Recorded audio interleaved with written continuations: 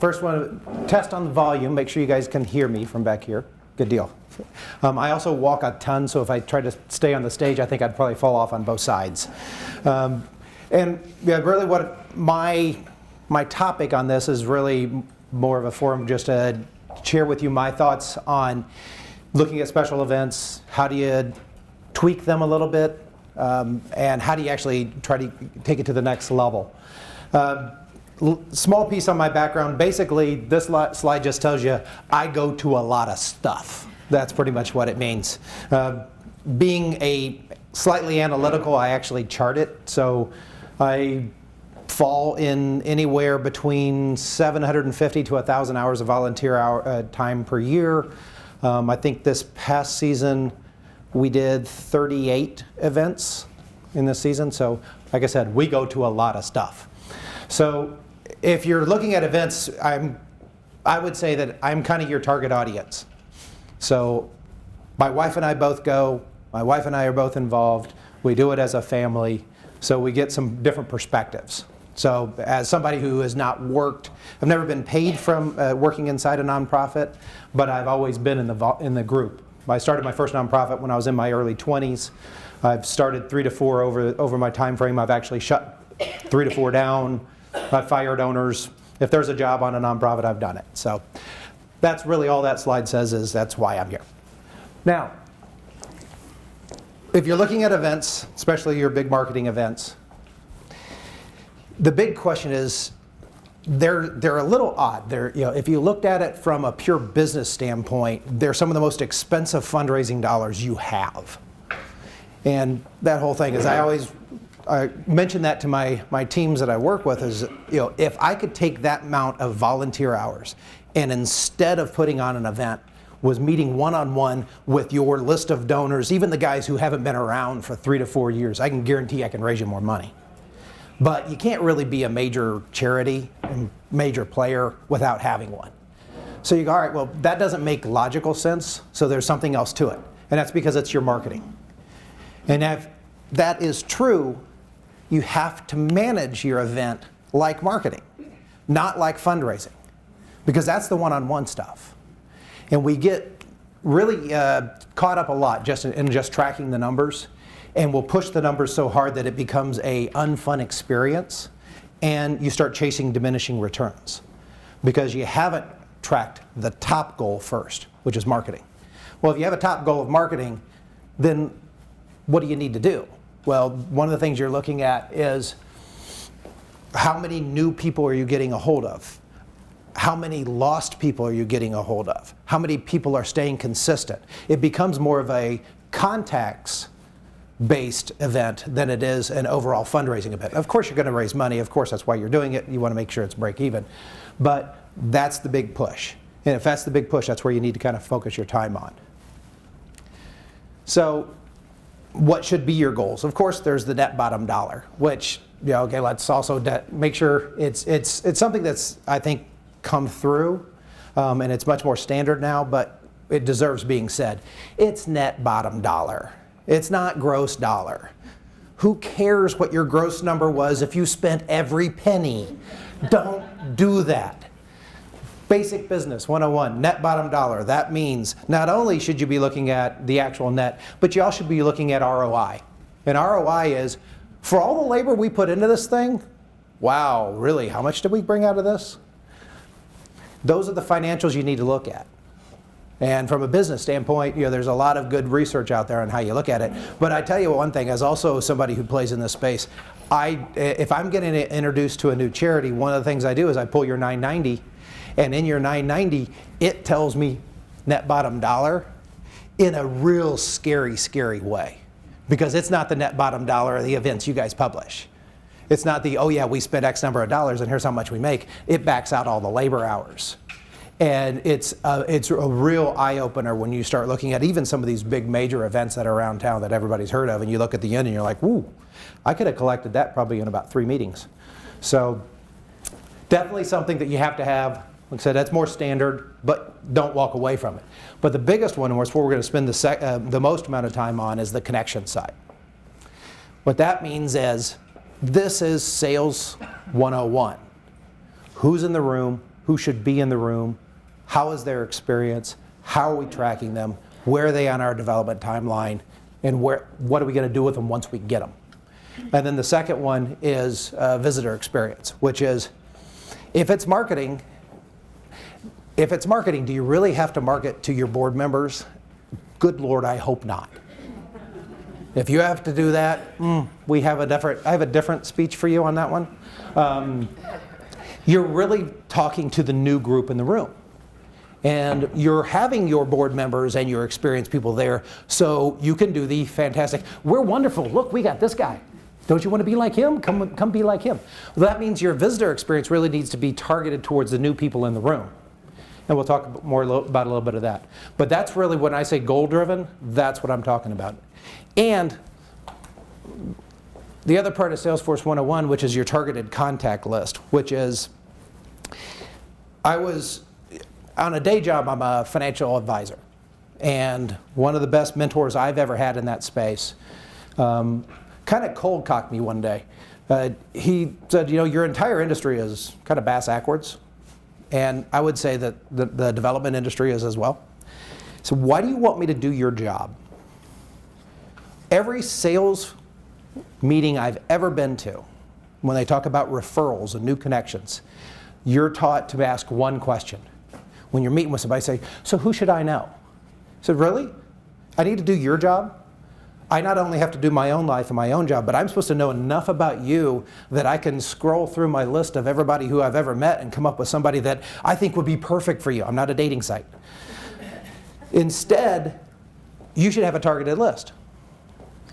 And you come from that as, who are the top, and he used to challenge me and say, all right, make it big, bold, and audacious. Who's the top 100 people you're going to meet this year? You figure 365, that means about one every 3 days. You need to be meeting somebody new. But that was his push. And it was not just somebody new, I met the cashier. No, it's who do you want to meet? Those lists are, where you get the source for those lists, pretty easy. Beautiful front doors magazines, go through the photos, and it's like baseball cards. Know them, don't. Ooh, like that. Between that, Red Book, you go through those things, and I actually stumbled into an attorney who that's what he does, is he gets the social magazines and goes through, and that's part of how they do their targeted list. But it's however you come up with your list, and it's centers of influence, it's big givers, it's people who are involved in charities that are kind of like yours, but you don't know them. That's your targeted list.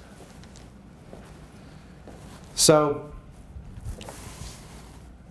I already talked a few of these things. We'll wrap around, so hopefully if I repeat it, it will stay with you. But that's kind of the targeted list concept. So net bottom dollar. The other thing you'll see on my slides is I always have my pet peeve. So this is my chance to, since I have you guys in the room, and I do this a lot, I get to share the stuff that I can't stand.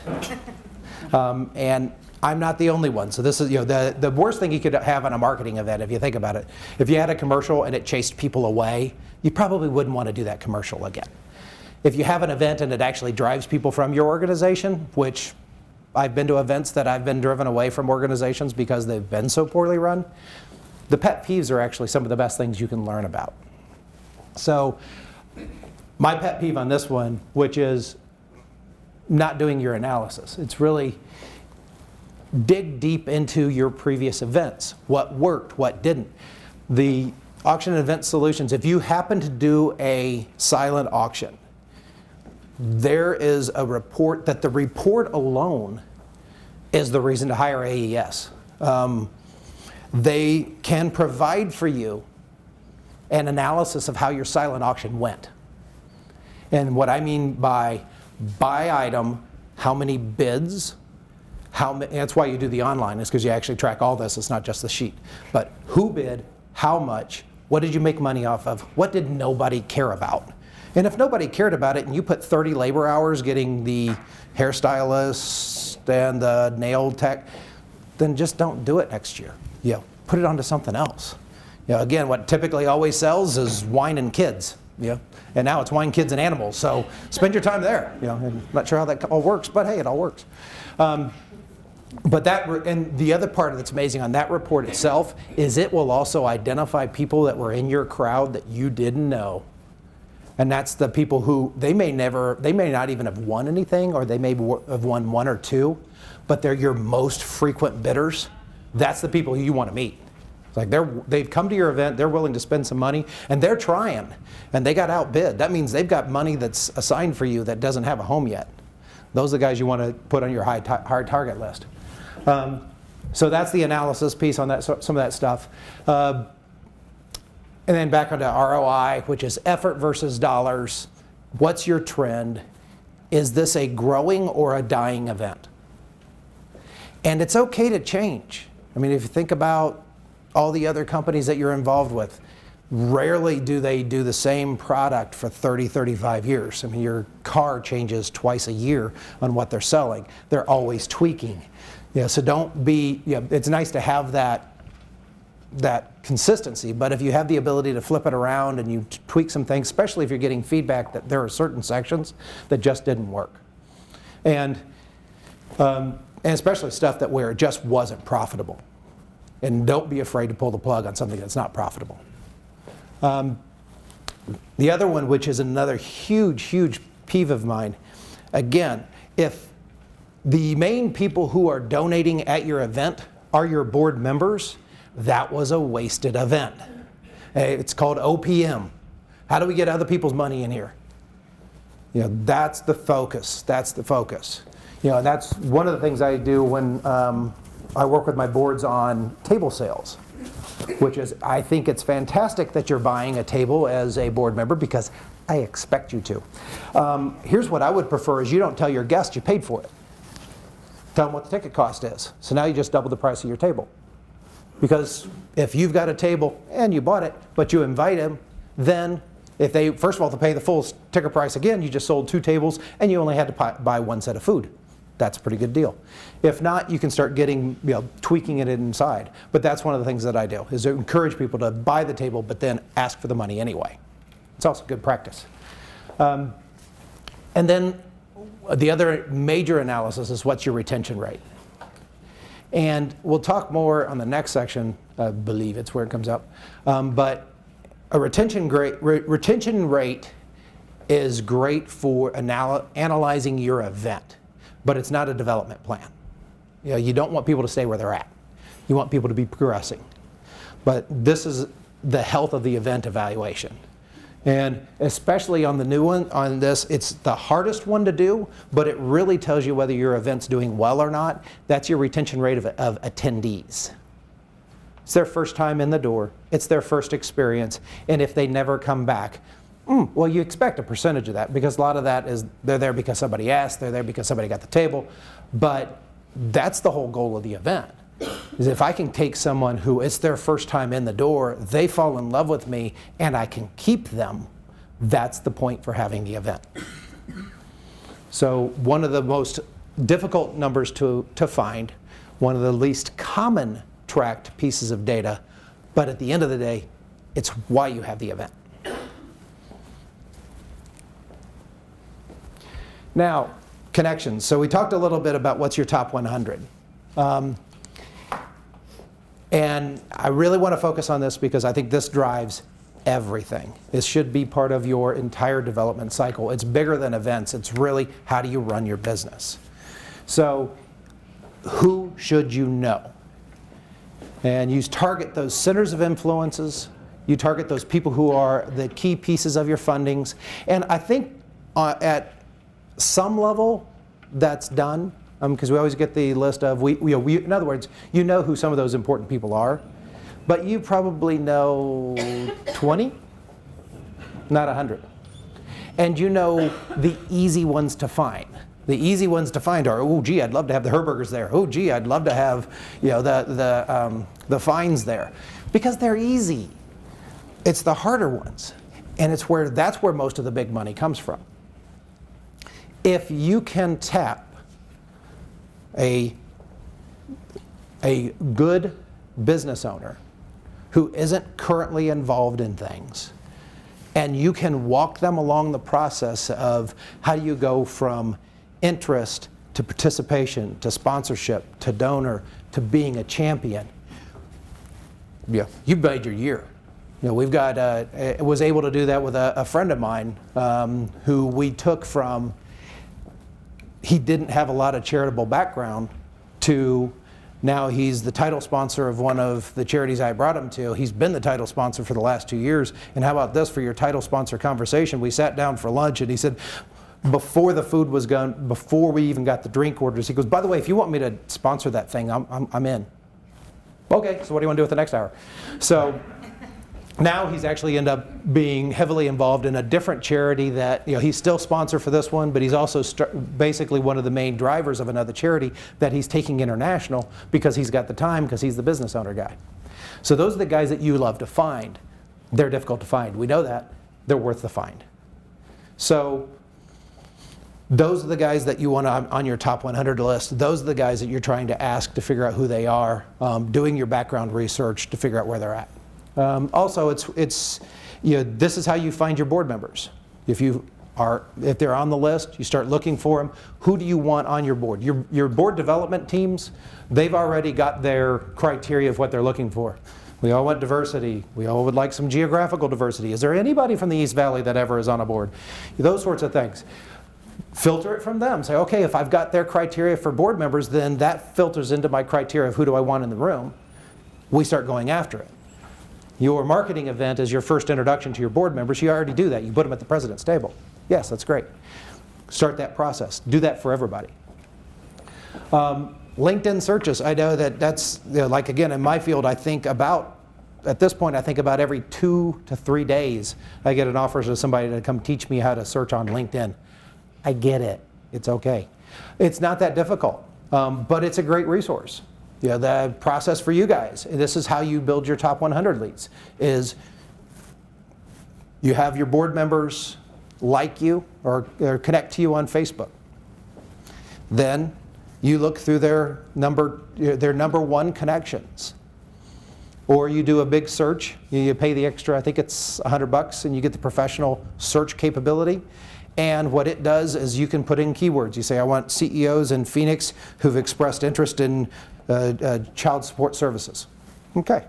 It will produce an emailed list to you of people in your network of network that meet that criteria once a week. You go, oh, here's 20 people that I don't know that are CEOs that are connected to somebody on my board. That's how you do the search. That's how you build the filter. So that's one of my big ones. Now the second one is, again, the piece of the marketing, which is let's find new people. That needs to be the goal. If it needs to be the goal, then it needs to be part of how you've built your management of your event. Always be collecting. What that means is things like if you do have a silent auction and you've reached out to businesses and they turn you down, that's a connection. Even though they turned you down, it's still a connection. And actually, what a great opportunity. Because if they gave you something, then, okay, other than going back and saying thank you, which you do, there's maybe not so much. But if they turned you down, that gives you the opportunity to walk in and go, hey, I know that one didn't work out, but let's talk a little bit more. Is it something that you don't do, is give products to silent auction, or the time didn't work, or is it you're not sure what we are or what we do? That begins an opening dialogue with somebody who you wouldn't have had before. So collecting silent auction contacts, going back and meeting with them. The same thing about visitors and even no responses to attendees. Those are all still connections. They need to be trapped for and collected. We typically only look at the end of the day of trying to collect the contact information and the who's and the what's of maybe the people who came, and then you have things like corporate tables, which means I have no idea who came. So that's an area that you need to focus on, and if it's a focus, then you are collecting along the way, and it works well. Then the other one is you need to develop your growth path. I'm a big fan of trying to get people out of the event. And what I mean by that is I don't want the big event to be the main time that you give me money, because again, it's the most expensive dollar. I would much rather take you as a corporate sponsor from being a sponsor and a table captain to being a grant. Just write me a check. That's where I want you to go. And if you like the recognition, then we'll still incorporate that in, but let's try to get you past to where that's the end all be all. And let's go. It's also because that keeps the numbers from getting fake. You know, your gross numbers go up because this is money they gave you all year long, not on that day. That skews your view of what the event is. So move those dollars out, get those dollars going. Same thing on individuals. If I can move you from being an attendee to a table, to a second table, to a presenting sponsor, to a chair, that's the progress. I'll give you one little hint on how I do the table things. When I start with a new charity, I will buy a table, as we all do. That's what we're expected to do as a board member. Like I already told you, I'll pay for it, I'll invite people. Typically, if it's the first time I've invited you, then your seat is free. I won't ask you to give any more. Second year, I'll ask you to give more. Third year, I'll ask you to bring somebody. By the fourth year, I've asked you to have your own table. And that's how you grow from 1 to 2 to 3 tables. And you know, it's kind of like a little duckling. Yeah, after about the second year, I'm trying to get you to take your own table, and now that connection's going. But if you can get your table captains and really work with them on understand what you do, what's your growth path for the people around the table. You always tell them, we want you to bring people who have capacity. First of all, that's an inside term, not an outside term. It doesn't really mean much because it sounds too gross to say bring people who got money. But say it, they know it anyway. You know, why cloud it? But really trying to get them or get a discussion with them about, of those people at your table, who are our target list? Who's the real people who you think we can take to that next level, and let's make a game plan for them. Welcome wagon. The other part that I do when I work with boards and with committees is talk to them about understanding what your role is at the event. You know, we tend to go, as board members, you know, we're typically involved in a number of things. You go to a lot more charities than the ones you host. The ones you host, I tell them, listen, you are working. This is a working dinner. This is not a party for you yet. So imagine if you threw a cocktail party at your house and you and 2 of your friends went back and sat in the bedroom and didn't talk with anybody. You wouldn't do that. You don't get to do that here either. You are working. As a board member, as a table, or definitely as a board member and a committee member, your responsibility is to be the welcome wagon. And it's really strong to get your volunteers to do it. You know, as if I'm hosting a table and it's my first time at the event, or if I'm an attendee and it's the first time at the event, if the CEO comes up, it feels a little bit special. You know, if a development staff comes up, it feels okay. At least you've recognized me. There's been enough events where I've gone to and nobody said hello, and then you go out. But if somebody who I already know, who's involved in a different charity that I've met somewhere else, comes up and goes, heard you were coming. Now you got my attention. So that's the 2 things you're trying to get out of your board. First is you have to inform your board who's coming to a level that they will go, oh yeah, I know them.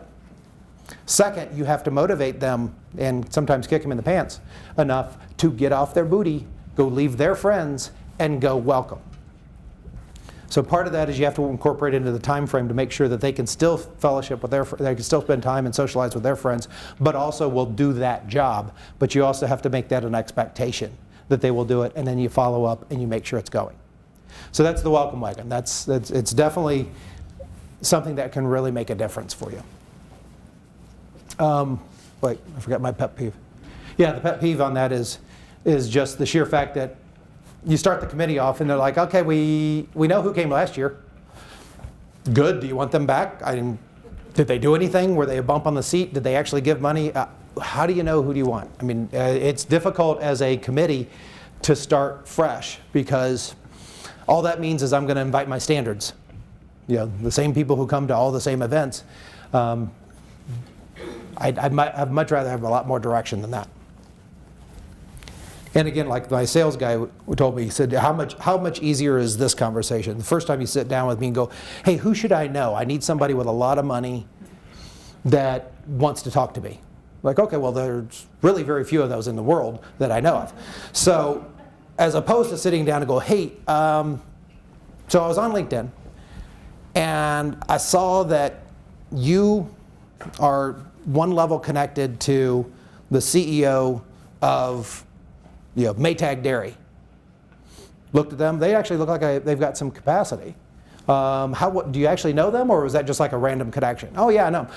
Would you mind like setting up an interview? Like, and we could do this one of three ways. The three of us could go out for coffee. You could do an email introduction. I'll take him out for coffee. I don't care. I just want to meet the guy. That's a much easier conversation because you'll get one of two answers, yes or no. But at least you'll get an answer. And most of the time what you get is, well, why do you want to know him? I said, well, because he's a business owner, he's actually pretty good. Well, he's not bad, but he's kind of a turd. You probably want this guy. That's the dialogue you're looking for. Because if you ask me for a name, I can't come up with one. But if you give me a name, I can tell you if it's good, and if not, I can tell you who's better. That's how you have the dialogue. Okay, visitor experience. My pet peeve here is it's the nameless, faceless Groundhog Days of events. Oh, those are painful. And one way you can know if you are having those events is what's your stay rate. In other words, how many people have left by a third the way through. That's a really good indication, especially if you end it with something fun like dancing, but you get to dancing and there's like 20 people left. You've lost them all before that. Their ROI is this is not worth it. And that means it's boring. My wife actually had a great line, which was, you're asking people to give you a lot of money for their time. This isn't a $20 movie. These are $250, $500, $700 tickets. And you're going to bore them? You don't really have that right. If you're asking for money, you need to provide something back that's an experience, something that is fun. That's my second line is, think about it from your standpoint. If you didn't love the organization, would you be there? If not, you've got a problem with how your event's being run. And again, since you're targeting those new connects, that's really the evaluation. If people want to come, if people want to stay, if people go, this is a good use of my time. I learned something. It was fun. I had a lot of things going on with it. So, problem is it's very difficult to come up with a project that A is a lot of fun, B is affordable, and C raises money, and D you can do over and over and over again. But that's the game. That's why we're in it. And unfortunately, I don't have a lot of great direction here, just some ideas.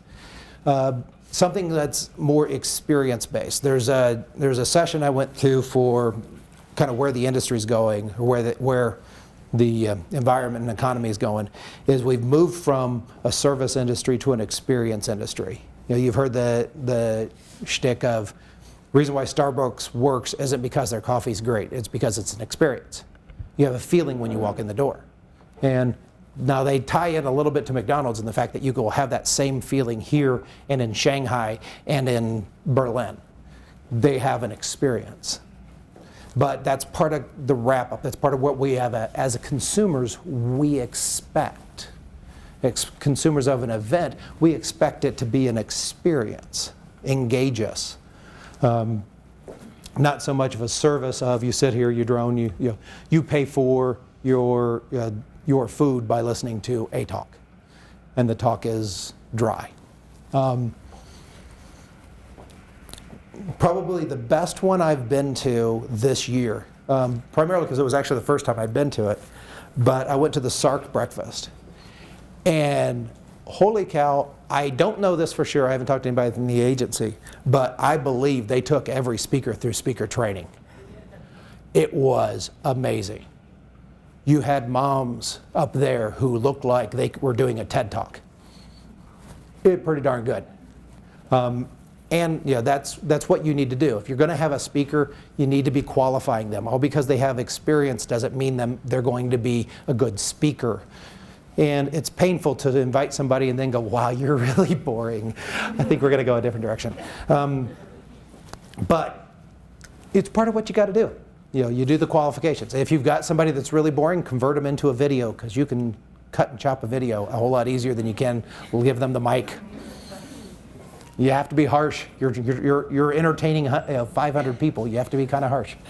The second one is exclusive access. Those are always kind of fun. I mean, if you've got an experience that you're giving your guest that they can't normally get, access to a person, some type of event, those sorts of things. The other part on the experience-based or the experience-based we were talking about was somebody here was just telling me about it.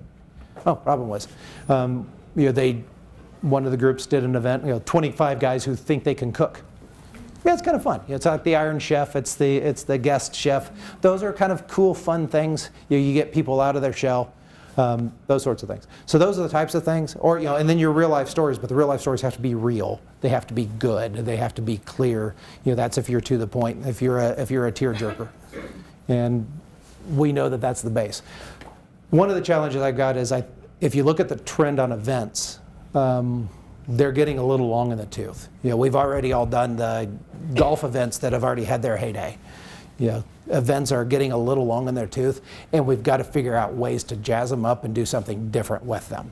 And I think it's much more, you have to make it more experience. The sitting in the chair, listening to speeches, for the promise at the end of the day of a band, or and even if it's not a band, then it's even harder. But to sit through it is really difficult. And I think you'll see your trend isn't going to go that great. How are we doing on time? So before the event, I talked about that. Welcome wagon, I think, is one of the most criticals that you can put together, because it really is a test of, are you engaging your board? Are you engaging your close participants to get really involved? Focus on OPM, growth plan, moving people across the process. Make a connection goal, declare it, talk about it as much as your financial goal. Make that important. Probably my big claim, we'll see how I do this year. I'm chairing the luncheon for the Jewish JFCS, Jewish Family and Children Services. Last one we chaired was, my wife and I chaired it, was the Florence Crittenden luncheon, and we were able to move the attendance up from 750 to 1,000 people in the room. Of that, 250 were brand new to the organization, so a fourth of the people in the room had never seen us or talked to us before. Results from that meeting was I immediately canceled everything that the development committee was doing for the next week, and we had to dive into these people and figure out how we're going to move them along. Now, Florence Crittenden's lucky in the fact that we have a development process. As soon as we touch you, next thing we're going to ask is, will you come for a tour? So with 250, it's kind of hard to do 250 individual tours. So we started breaking into, all right, we'll have open houses and we'll do the tours and we'll start the process. And we transitioned as many of those people as we could from initial contacts into the development pipeline. But that's really what you need to be able to have. The other thing I would really look at is, if you're doing it, that's great. If you're not doing it, you definitely need to, and that is looking at your committee. Your luncheon committees or dinner committees or gala committees should be your testing ground. Many times they are some of the most dysfunctional meetings I've been to. And I've walked away from organizations because their committees are so dysfunctional. You've got all the bad things of board meetings, which is I show up, you talk at me, you don't ask me anything of importance, and nothing that I couldn't have read in 4 minutes on an email. And you wasted my time, and then all you do is ask where we're at with the last thing I did. Make it, first of all, engaging. It's your chance to really talk about who you are, what you do, how you serve. So you should have some type of service delivery discussion at the beginning of the meetings. If you've got for Florence Crittenden, we would bring one of the girls in, tell their life story, and at the end of that, as soon as you get done with telling your life story, you go, okay, so now what have you done? Those are good conversations. So you want to make sure you're tying those meetings back to the mission. You're letting them get deeper into the organization. Manage it well, because these are your future potentials. These are the people that you're not really trying to beat with a rope, but you're trying to get them to hopefully want to become board members, hopefully want to become major sponsors, title sponsors for next year, chairs for the next year. My pet peeve on this one is, okay, if this is your 17th year in a row that you've done the event and you walk in and you don't know what your critical path is, oh, really? Shame on you. You should have a project plan. They're cheap. I mean, Microsoft Project's $50. There's some out there that are free. If nothing else, you should have a critical decision path, documented year over year. If you haven't made the color choice by X date, I can't order the materials by Y date. So yes, I know it's stupid, but I got to get you to make a decision. Same thing with the menu, same thing with those. You should know what those critical paths are and what things you could say, yeah, we typically try to get this done in June, but you know, we probably could push it to July, but good God, if you go to a day past that, you're going to throw the whole thing off. You know the information, you've lived it. You've got the scars and the war wounds. Write it down, track it, and as a chair, if you're asking me to be the chair and you say, okay, this next year I'd like you to be the chair of the event. Here's the plan. These are the critical decision points that you need. These are the roles that we have on the committee. And we've probably got a few of those. You want to bring in your people and fill those in, we understand. But if you can give me that, the probability that I will stand up and be chair will triple, because I know what you expect of me. I see that you got your act together. I know when I need to make certain decisions by, and I can incorporate it. But if you go, it won't be much work. Compared to what? I don't know. And besides, been there. I already know that. It's not true. So that's one of my biggest things. And you do know this. You need to do it. During the event, it's the welcome. It's getting people out and about. It's making sure they're connecting. And and the pushback for the development side is you can't expect the development people to be the welcomers. They're working the event. If you're welcoming people, then as from my seat, you're not doing the right job, because I want you making sure we're on track. So you're incorporating everybody else, and plus it's a community, it's a family. You're here. You're continually talking about you're coming to see the family, so the family needs to open up and let you in. Identifying your high targets. So you've gone to all the work to identify them, you've gone all the work to specifically ask them and meet them. Make sure you know, A, if they came, who they are, where they are, make sure that people meet them. If there's somebody who should be on the board, then make sure your board members are meeting them. If there's somebody who should be a big center of influence, and make sure they're meeting the right people. Quick side note, I'll try to make it super quick. So I'm jokingly considered an honorary member of the Heart Ball. And the reason why is because that's all women. The reason why was because last year we had a few extra people than could fit in our two tables, and we needed to place them. So I sent the committee, the development part, the one who's doing the table seatings, about 6 paragraphs on the people who I was bringing. What their background was, what their work was, who would be good meets for them, who also I think they know at the events. And so, gee, if they've got table space here, or if you've got somebody from the government, this guys would make good connections. They were so thrilled. They're like, oh, we're always going to you. But that should be the standard. If you are saying that you've got high target meets, you need to know what they are. You need to know why they are. And they need to be sitting with the right people. Sitting with a board member, if you want them to be a board member, and having them sitting at the president's table with the other board members may not be the right choice. If their business is something where they're applying to the government or through government contracts, and you've got a state senator there, that might be a better table to have them sit at than at the president's table. So know them. Know what motivates them. Know what helps them. So the best development players I've ever met got that concept down, which is you understand the 3 players in the nonprofit circle. You've got the socialite side that like the photos, that like to connect, that like to see their friends, that it's one of their ways of interacting with a large group of friends without having to host a party every week. Make sure you've incorporated them. You've got people who are working, which means part of what their day is they need to meet other people who are working and making sure they're meeting the right kind of people. And then you've got the corporate sponsors, which is we're really there to get the marketing meet out, and hopefully they're bringing some people who have some impact. The dangers to the event, and unfortunately the event is where you can stumble and you can actually chase people away. So if you don't adhere to the schedule, if you talk only to the family from the podium, and that means jargon, that means referencing things that people from the organization would know, but not people from the outside, and not giving them any clue as to what you're talking about. As a first-time visitor, I feel like I sat at somebody else's table at dinner. Like I have no idea what you're talking about. And it actually is a demotivator. So admittedly, you're trying to encourage the people who have been your long-term supporters, but they're your long-term supporters. You've already got their heart. You're trying to grab these guys' heart. And then any delays before fun, food, and talking.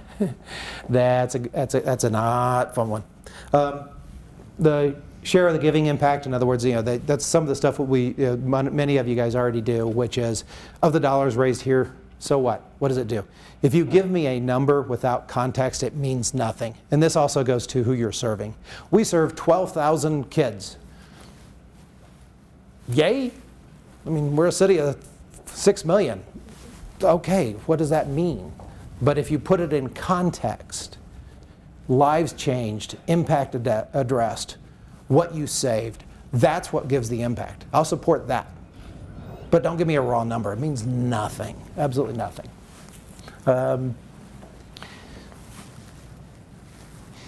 Not controlling your schedule is also, you have to be brutal as the timekeeper.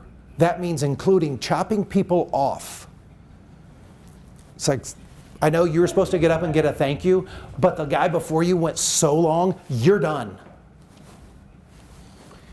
And you'll have to make up for it, but you have to be brutal. You have to be on track. You have to be keeping it going. And I'm probably in danger of being cut off as well. So. After the event, my biggest pet peeve is you did all of this work and then you just leave it because the next pressing agenda item is already going on. You've already got the next event that you're 6 weeks behind on. But if you don't document it, you're going to do the same mistakes next year. And worse yet, you're going to move to a different organization and everything you went through will be completely lost. One of the most unfunded positions in nonprofits is the people who take care of the database. But it is critical. And you have to look at it as kind of like your way of giving back. Imagine if you move to a new organization and you ask for their donor database and there's nothing in it. Oh wait, that is the average. No, but if you imagine moving to the organization and your background is, okay, here's my project plan from the event for the last few years, here's where we always have problems, here's some people who we really want to try to get a hold of, but we've only been so effective at doing it, you'd be going, oh, this is heaven. So follow up. Your biggest thing is you need to have, before the event, you need to have defined what's my next step. I'm meeting a bunch of new people. What's my next step? What am I going to do with them? And then take those contacts and get them into the mix and get them moving and get them down the process. And you've got a short period of time frame. I appreciate the handwritten notes, but in reality, I know the handwritten notes was an assignment that somebody gave to a board member, and it kind of feels that way when I read it because they don't know me. So it's nice. It's a heck of a lot better than nothing. But if that's your only goal and that's your only step and you think that's going to make people go woo, I can guarantee you I've never opened a thank you card from a board member whose handwriting I can read after a little bit of work and going, wow, I really want to give these people money. Unfortunately, it doesn't do that. You have to get them engaged mentally, emotionally, physically in your delivery. And you have to figure out what that next is. And it has to be the next wow. So that's the main piece of it. And the other part then is also, don't be soft on yourselves. Good God, if you have a review and the review of your event was, oh, it was great. You didn't have a review. That was just an acknowledgement that you worked hard. Okay, great. Everything can be improved. Everything can be radically ripped down. Everything can be torn apart. You need to have that information, otherwise you're not improving. Think about what you do with your kids. When your kids come home, you probably have a lot more to tell them about how their behavior needs to change other than, well, you tried real hard. That's a good opening line. Let's keep going from there. Document everything. And these are just some tracking and gathering techniques. The one I'll highlight, a lot of them you might actually have, but I love the silent auctions online because the electronic stuff, you can gather so much more data. It's amazing how much more data. Also, you can open it up. The other second big one, which I would love, and I'll tell you this one here, which is track your gluten-free and vegetarian options, because those are one of those things that are easily, you never track them. You may not even hear about them, but if you ask for them and you put them in your donor database, how about that? You're reaching out to people for next year and go, oh yeah, by the way, I know last year you came and you were gluten-free, so do you want me to go ahead and, when you reserve your ticket this year, we're going to make sure you're still gluten-free, right? That you'll go, ooh, you actually, that's a little scary, a little stalkerish, but I at least know you're tracking me. And of course, the biggest problem is always your corporate sponsors. And I would say your best deal on that one is going straight to the table captain, and of course doing what you normally do, which is don't just fill the table with dead seats. I mean, if don't just make them corporate people, bring friends. We don't care. We just want people in there who actually have an interest in hearing here. We know that you're not going to be able to do that with all of them. So of those people who came, tell us who we should focus on. And you have that open dialogue because they know it. We all know it.